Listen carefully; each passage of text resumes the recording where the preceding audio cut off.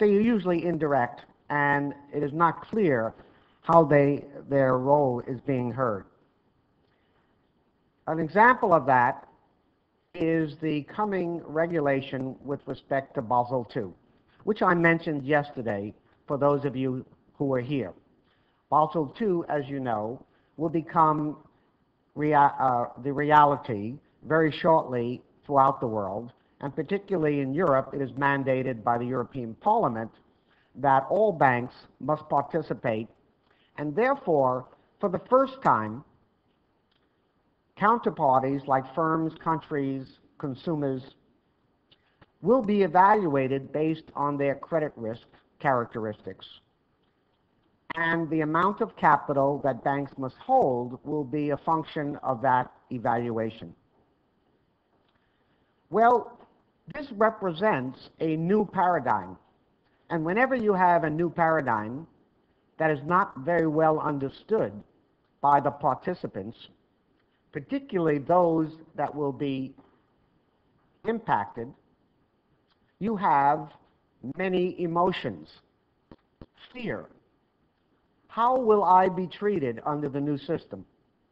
Will the capital and the credit that was available to me before still be there, and will the price be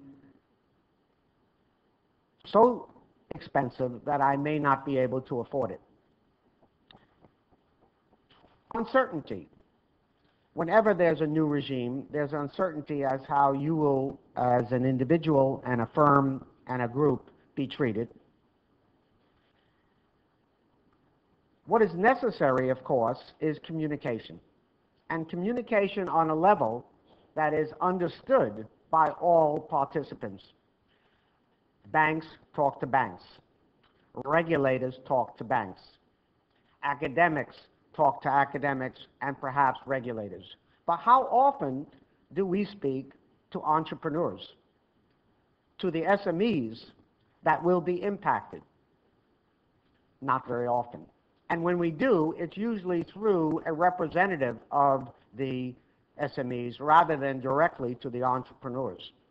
I've had the pleasure and the honor occasionally to address entrepreneurs in this space, and I can tell you that once you explain how models that have been built by mathematicians, by scientists, how they impact the everyday operation of an SME and its relationship with the financial community is really very important and appreciated.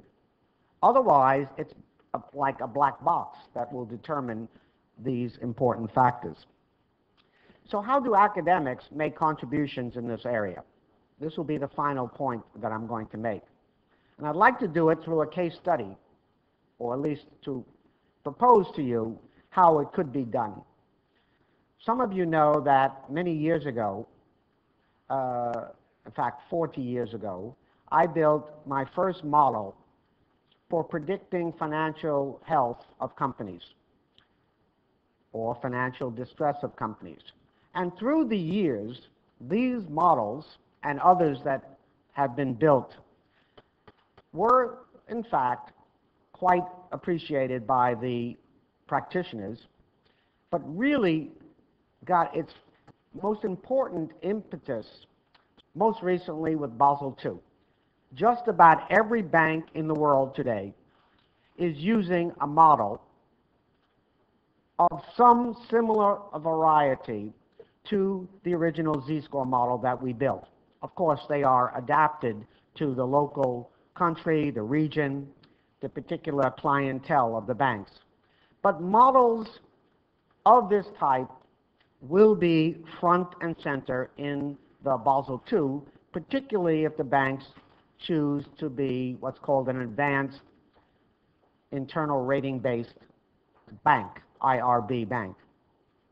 Now, these models are mainly used by banks, investors, outside observers to evaluate the risk of a counterparty, like a firm or a country or a consumer.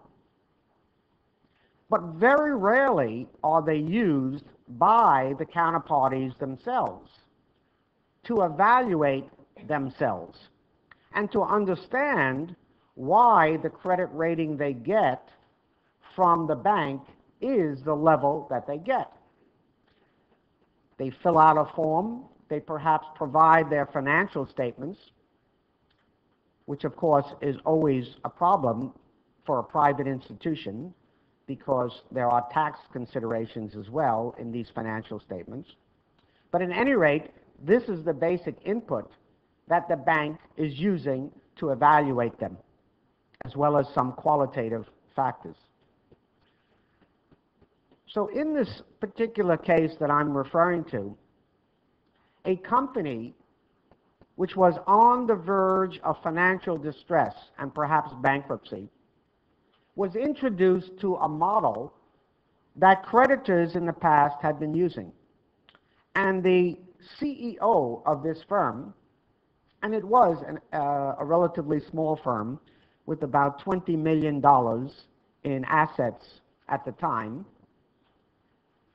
and so qualifies for an SME, the CEO of this firm said, rather than have the creditors use the model to evaluate my performance, I'm going to use the model and do what I can to improve my rating that the model provides. And every time I'm going to make an important decision, such as selling a division,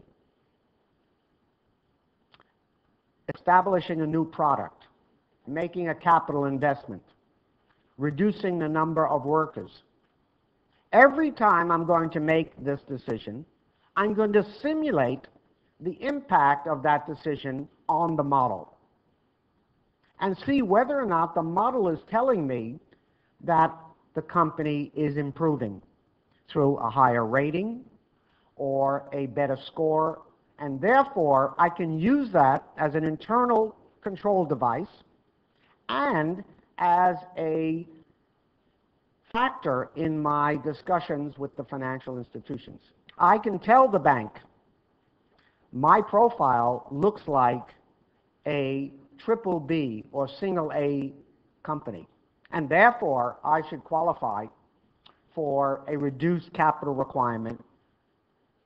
Do you think the bank is going to be surprised? I think so. And they will have to come back and say whether or not their analysis or the analysis done by the firm is appropriate or not, as opposed to simply telling the company, this is what you are, take it or leave it. In other words, to be proactive rather than reactive to the decisions from the financial institution. And this actually was done by this firm, and the story goes that everyone lived happily ever after, in a sense that the firm was rehabilitated, was eventually sold to another company at a relatively good price, and the CEO of that company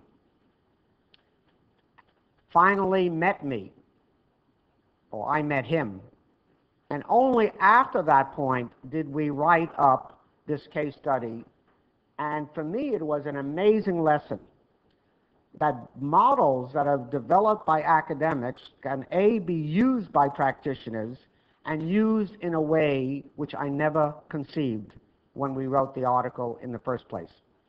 And I believe the SMEs, if they are communicated with effectively by the type of models that are being used by banks, this could add to the communication and the clarity, and will reduce the fear and reduce the uncertainty that Basel II clearly is bringing to the financial community.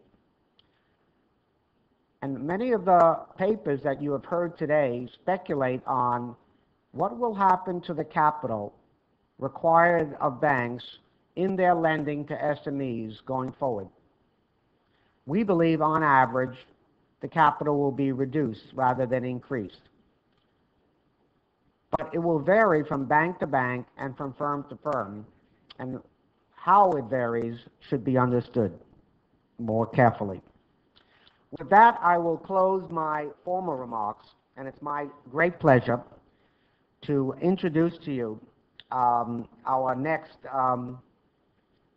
keynote speakers. And I must tell you, it is a great pleasure and honor to introduce Maurizio Dell'Occhio to you. Maurizio and I have known each other for now more than 2 decades. He was a young scholar who came to NYU